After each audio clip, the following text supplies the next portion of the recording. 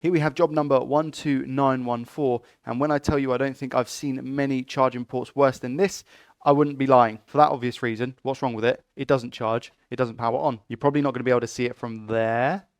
I guess you kind of can, but yeah, if I show you underneath the scope, I'm looking forward to looking at this. How bad is it? Oi, oi, oi. Looks like a spider's gone in there. And you know what's really strange? The bottom pins are untouched, but the top ones are, they've seen better days. Let's put it that way. Has the port been pushed back at all? It doesn't look like it. It's a factory port.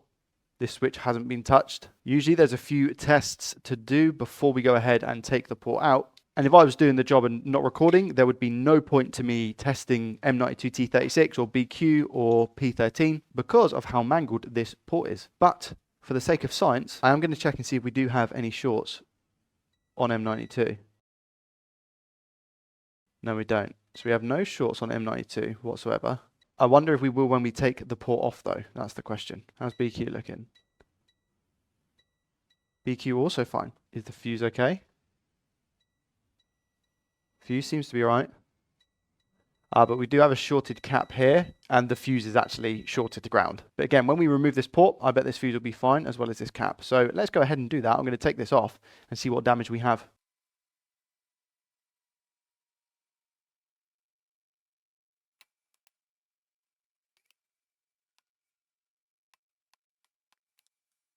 Now, all of that is clean, so I'm just going to apply some flux here to take this solder off.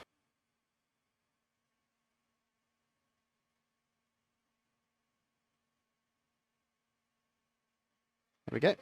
And a little clean just so we can see exactly what it is that we're doing. Don't need to use isopropyl alcohol at the moment because the board is still relatively hot.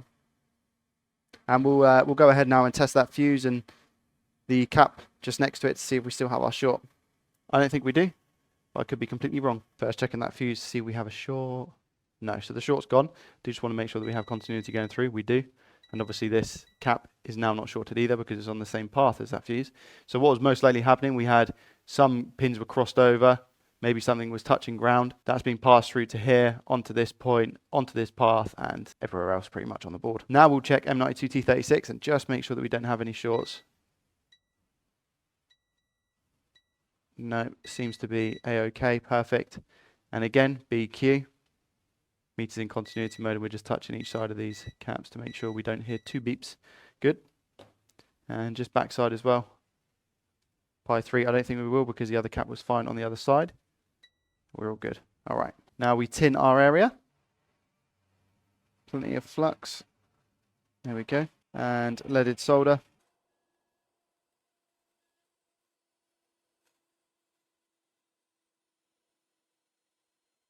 Lovely.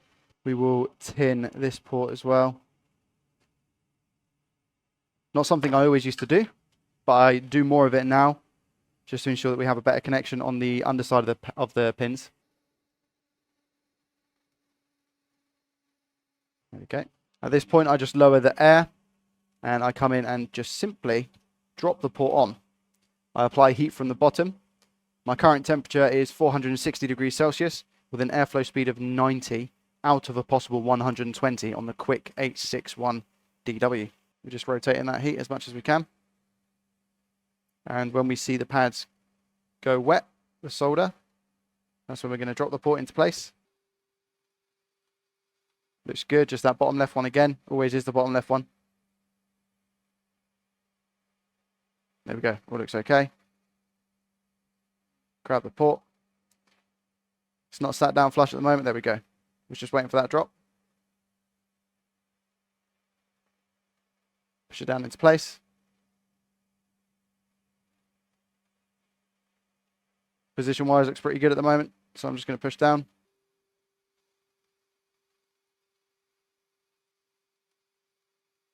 And come off the heat now. Carry on holding it down in place. Solder is starting to solidify. We take it out of the holder, and here we have the pins. They look really, really good. Tiny bit more flux. We take our soldering iron, and I'm just going to go over them.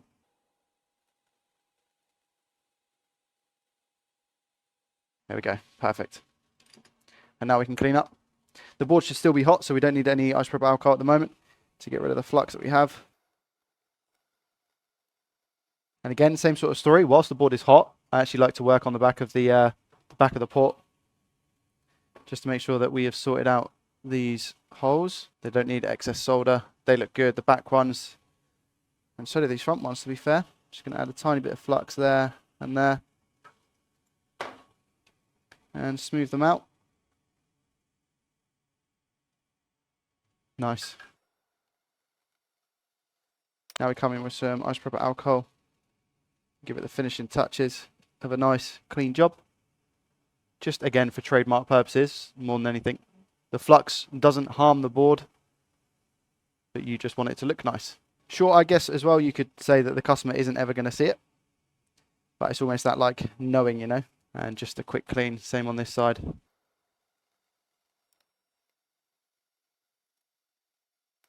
Quick check of the port just to make sure we're all good. Yeah, nice, look at that. All of these pins will be solid, just double check. Nice. No bridges from what I can see as well. All that's left to do is give it a little test. So what I'm wanting to see here on my ammeter is 15 volts with a current of around about, I think it goes up to 50 milliamps or so and then drops down to 0. I want to see that on both sides, okay? So we'll put it in this side first. What do we get? We get something, which is always good. 15 volts, yeah, 50 milliamps, then drops down to 0, good. And then if we just turn it over, do we get the same on this side as well? 50 milliamps, and yeah, you can see 15 volts as well. Good. We are going to have another happy customer. Whilst I'm here, this isn't massively necessary, but just to show you that with the new port on, we still don't have any shorts, which we don't. And this switch should now be all fixed and ready to go. Thanks for watching, and I will see you in the next one. Peace.